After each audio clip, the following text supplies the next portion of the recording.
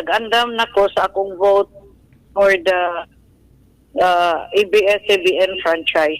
I will go for the renewal of their ining franchise. Franchise. Kay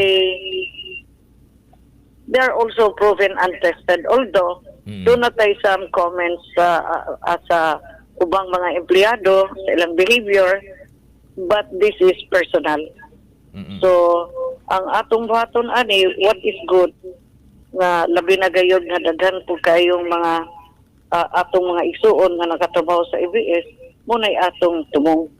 Dili ang imong personal nga comment sa ubang mga kining empleyado, mga media sa ABS. Unya, Mike, ang akong vote is yes for the franchise of the ABS-CBN, and it will fall kining kuan niyang ang reason ako will follow on niyang alas 3 o makapasok ko sa Viber. So mauna karon Mike, through Viber lang gyapon kay bisag mo gusto ka mo attend, wa ko sa eroplano. Mao gyud. Unya kini ba yang lockdown Mike? Ako lang isulti diri, dili ni tiaw-tiaw. Dili gyud. Kuan ni serious kay ni nga butang. Karon gwapo kay ang resulta tungod sa procedure nga gihimo ni Governor Cagas. Pero kini Mike asa kong tanaw even within 2 years naagihapon ning Cagaw. So og i-unlock ni Governor kay aron makatrabaho ang uban, bantay lang gihapon ta. Kay dili baya tanan kamo ang mabantayan. Ang bantayan ni Gob, of course, ako kay tupad ko si Mark ug si Gabi. But for all of you, tagsa-tagsa gina nato nga responsibilidad. Unya, og nay simptomas nga lain, diretso dayon mo o pa-doktor kay aron matabang pa. Ang ganinang buntag, matud pa sa katong President sa Nurses Association sa United States, daghan kayo ang casualty sa New York.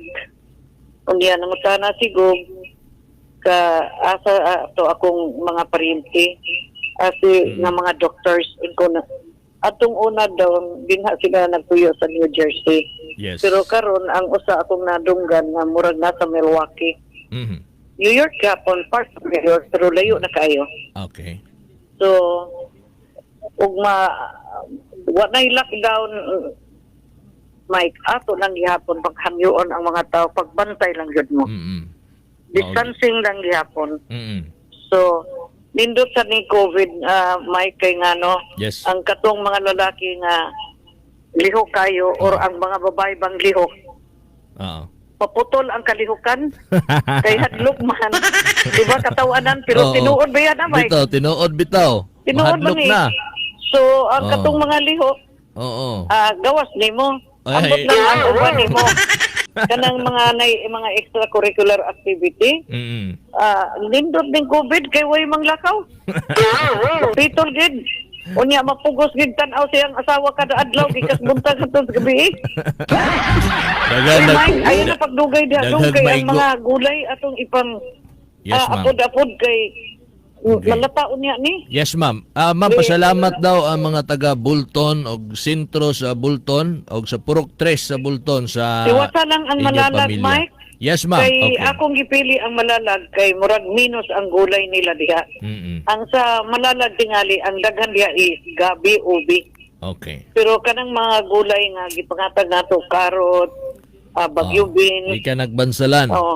Bansalan lagi na ligos o maybe perhaps a little of Santa Cruz, but more sa bansalan o sa atong kapatagan. Okay. Sige, ma'am. So, kana lang Mike, kunya naghuwat ng sakyanan diri. Opo. Kunya, dungagan lang natong nilata. Napa mong ko'y nilata og kape. Naapan. Ato lang dungagan, Mike. Okay, sige. Ha? Alright. Sige, Mike. Okay. Thank you. Thank you. Thank you so much. Daghang salamat sa to ang kongresista sa Davao del Sur, Congresswoman Mercedes Cagas. Tinood nga serbisyo, magigata